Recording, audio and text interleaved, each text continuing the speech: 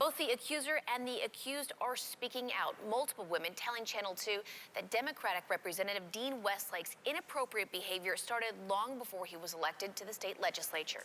Investigative reporter Kyle Hopkins spoke with the embattled Kiana Democrat today and tells us Westlake is now facing calls that he should resign both from his own party and House leadership.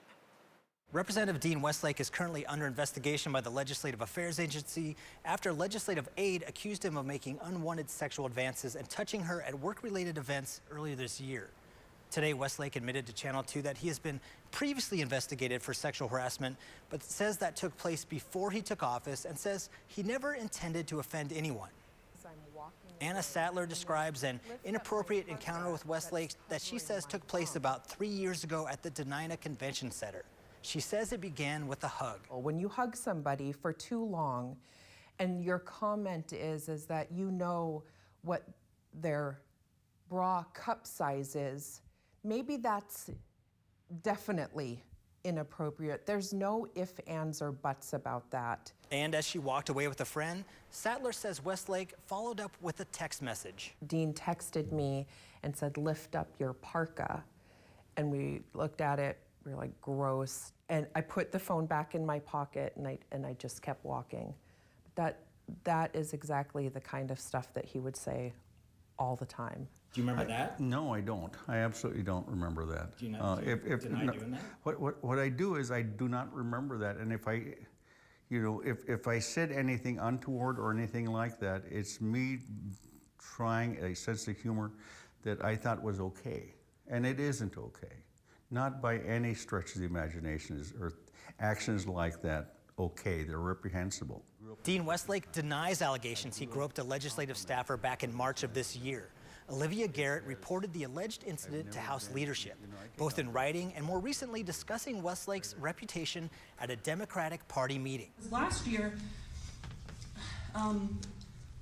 mostly Anchorage-based party leadership started campaigning for someone running in a rural House district, and they were told by folks who grew up in that area that said, "This guy is bad news, you can't campaign for him." And now Dean Westlake is in public office, and he's harassed maybe 8 people who he has to work with, and there are probably more. I'm one of them. If a young woman says, "Hey, he touched my butt," you would know if you did that. Did you? I would assume so.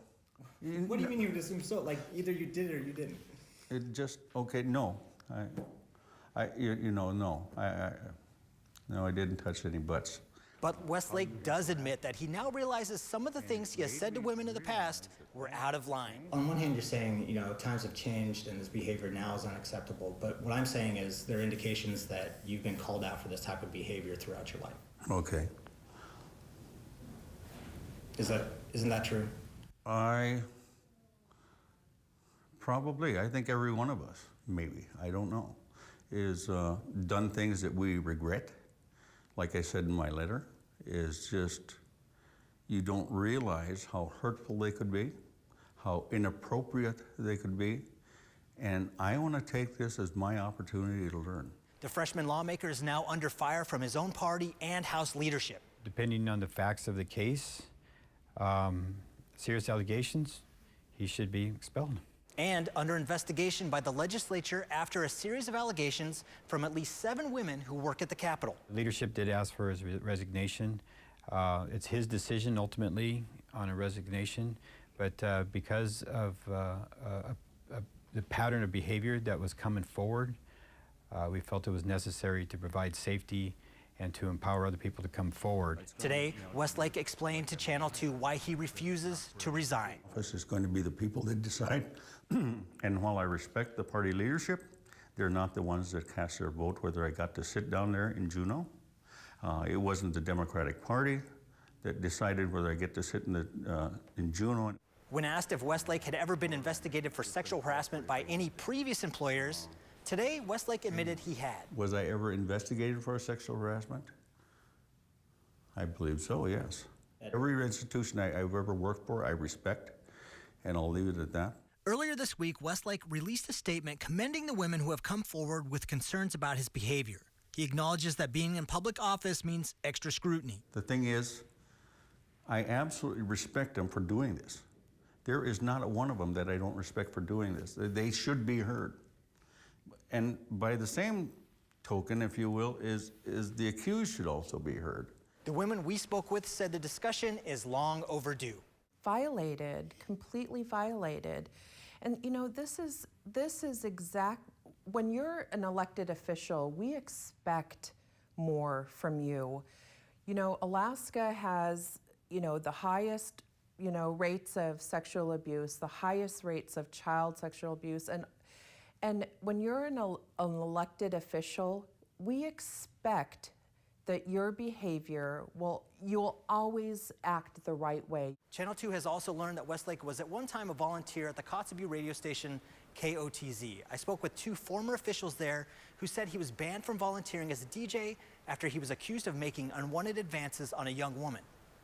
The station manager at the time, Rosie Hensley, confirms that account. Westlake's spokesman, however, counters that Westlake quit volunteering to deal with a divorce at the same time. Kyle Hopkins reporting. Well, Good evening, everyone. He is stepping down. Representative Dean Westlake, the Kayana lawmaker accused by multiple women of sexual harassment, announced today that he will resign. now after Westlake initially refused calls to leave office, investigative reporter Kyle Hopkins identified new allegations against Westlake this week. Until today, Democratic Representative Dean Westlake had been defiant about his status in office, saying voters would ultimately decide his fate. He denies certain accounts of unwanted sexual advances toward women who came forward demanding accountability. But today, a concession by the legislator and an immediate reaction by the party, which admits there needs to be more done to ensure elected officials are better representatives. Earlier this week, Dean Westlake wasn't ready to leave office. I think if I'm going to step out of the office, it's going to be the people that decide. At least 6 women had come forward saying the 57-year-old Kayana Democrat had engaged in inappropriate exchanges of a sexual nature, either verbal, via text, and in one case, groping a legislative staffer. If I did it, what it is just an attempt of humor, crude, terrible. In retrospect, never should have happened if it did.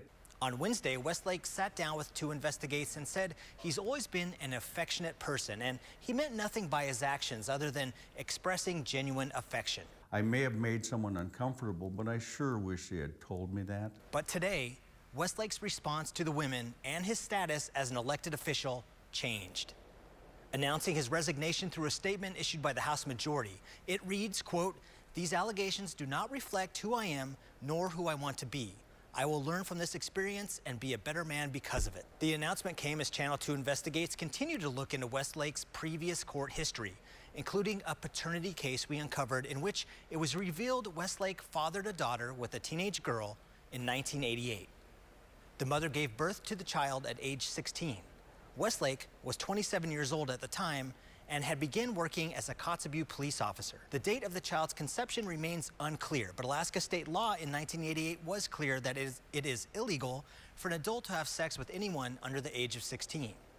When asked, the representative's office would offer no further details on Westlake's former relationship with the young woman. However, one staffer did tell 2 investigators Westlake did not want KTUU to report that information because, according to the representative, he aimed to protect the daughter and her mother. While Channel 2 could not reach the mother with whom Westlake settled the paternity suit, we did reach his daughter, who is now 29. Her response was, quote, "This is the first time I've ever heard in my entire life of him caring to protect my mother or myself." The House Speaker says Westlake will make no further statements as an elected official. But the representative's actions and now his resignation are prompting many of the women to ask why party leadership didn't do more even before Westlake was elected. Jay Parmley is executive director for the state Democratic Party, which backed Westlake's campaign with money and support.